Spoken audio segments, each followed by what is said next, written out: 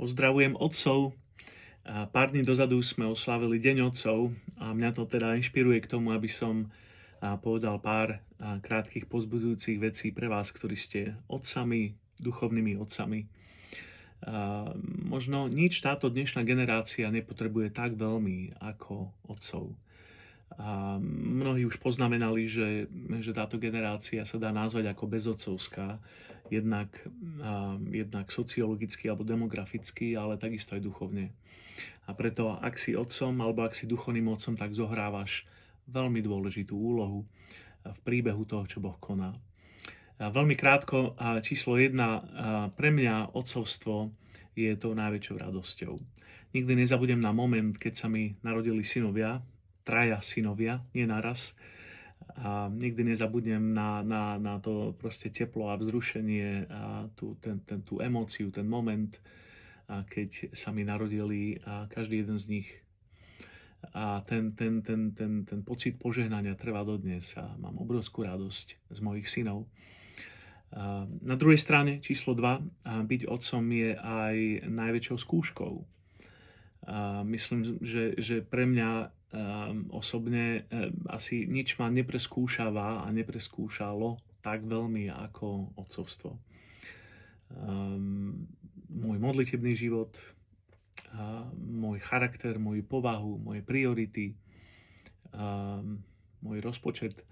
Asi nič tak veľmi nedáva príležitosť k zlyhaniu ako práve otcovstvo. A myslím si, že toto je obrovská výzva pre každého z nás.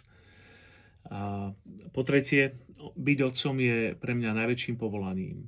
A je to niečo v mojom živote, čo chápem ako to svoje najvyššie z povolaní. Som pastor, som zakladateľ zboru, som lídrom, ale predovšetkým som otcom.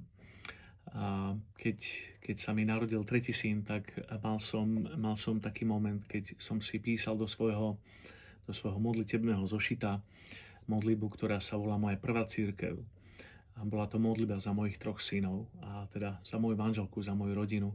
A dnes stále sa k tomu hlásim, už tú modlitbu nemám vyvesenú, dlho som mal vyvesenú nad svojím stolom, ale stále ostáva silnou prioritou. A každý pondelok sa prihováram za mojich synov, za moju rodinu a teraz už aj za moje vnúčatá.